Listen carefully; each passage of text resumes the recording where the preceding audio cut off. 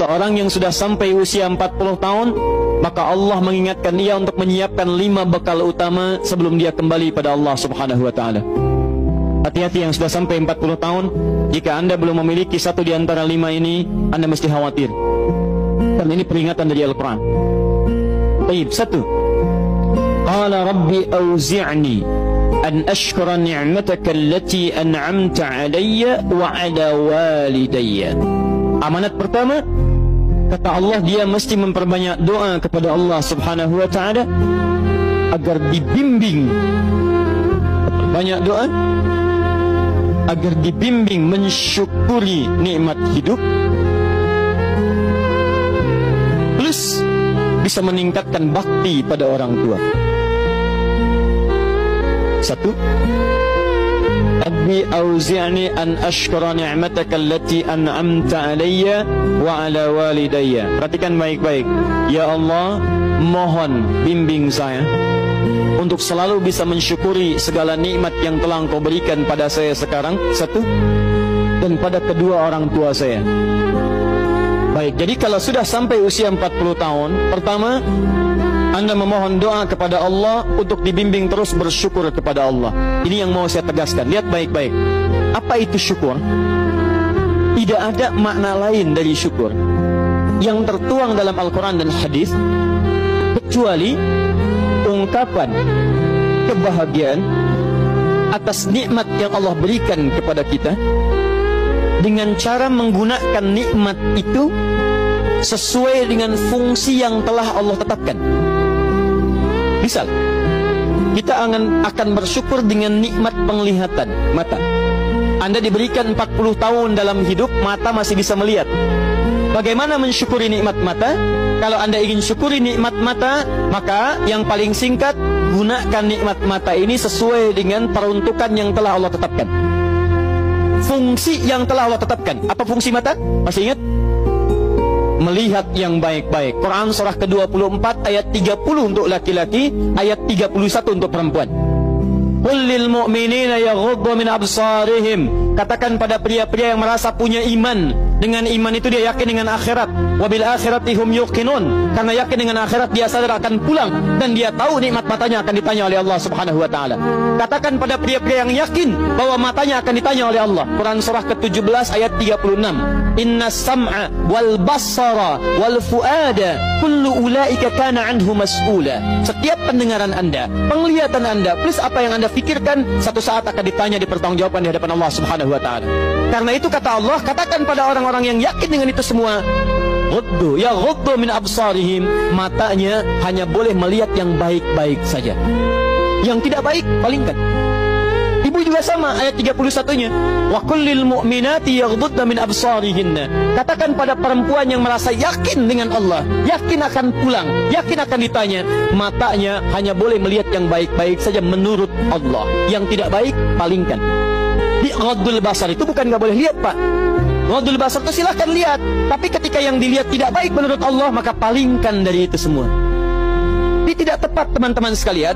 Anda hanya mengucapkan alhamdulillah ya, sampai sekarang penglihatan masih baik. Belum cukup. Baik itu dipakai lihat apa? Penglihatannya baik, tapi masalahnya yang dilihat baik tidak. Itu poinnya. Maaf, ada anak usia 4 tahun, Bu, Pak, tidak bisa melihat. Dalam tidak bisa melihatnya, dia masih mau menghafal Al-Quran. Namanya Mu'af. Tinggalnya di Asyut, adanya di Kaira, negaranya Mesir.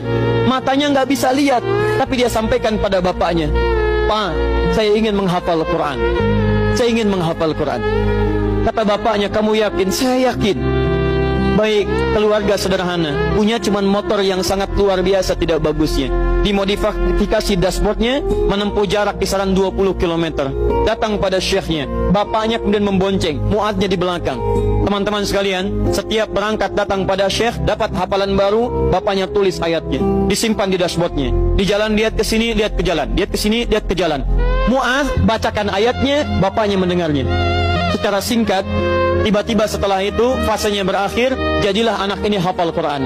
Yang ngantar belum hafal Quran, yang diantar nggak bisa lihat hafal Quran.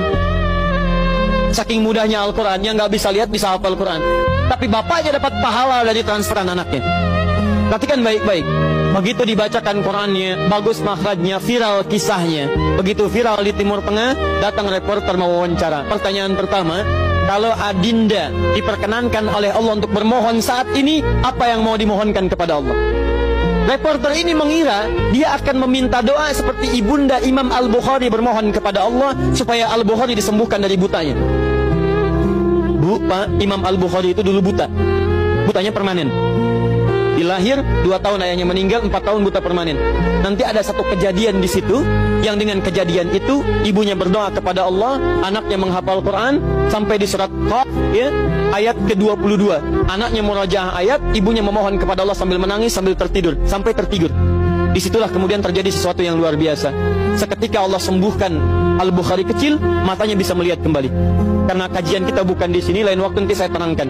Anda yang punya kitab Fathul Bari, Syarah Sahih Al-Bukhari, beli jilid pertama, kitab Muqaddimah, halaman 634, paling kiri, paragraf yang ketiga, baris 1 sampai dengan 9. Anda temukan kisahnya. Nah, reporter ini mengira ini Mu'adz akan minta kepada Allah seperti Al-Bukhari kecil memohon kepada Allah, matanya bisa melihat lagi. Ternyata lihat baik-baik. Kalau saya diperkenankan bermohon kepada Allah dan permohonan saya dikabulkan, maka pertama saya akan mohon kepada Allah untuk tetap membutakan mata saya sampai dengan kiamat. Ya Rabb, mohon butakan mata saya sampai kiamat, karena dengan buta mata ini saya bisa menghafal Quran. Saya takut ya Allah, kalau saya melihat lagi, mata saya melihat maksiat dan hilang Quran dari hafalan saya. Anda bisa bayangkan, anak kecil 4 tahun, mata nggak bisa lihat, digunakan menghafal Quran. Dan dia takut kalau melihat matanya dipakai maksiat. Antum dikasih 40 tahun, 40 tahun, lebih daripada 4 tahun, lebih dari 14 tahun, Anda sampai 40 tahun, dipakai mata, dipakai apa mata Anda sampai dengan hari ini? Berapa maksiat yang telah Anda kumpulkan dari mata Anda itu? Mungkin wajar, jangankan hafal, baca masih sulit, lihat mushaf masih enggan, membaca masih susah. Kalau Anda sulit berhadapan dengan Al-Quran dalam pandangan Anda, tanyakan pada diri Anda, dipakai maksiat apa mata ini selama ini?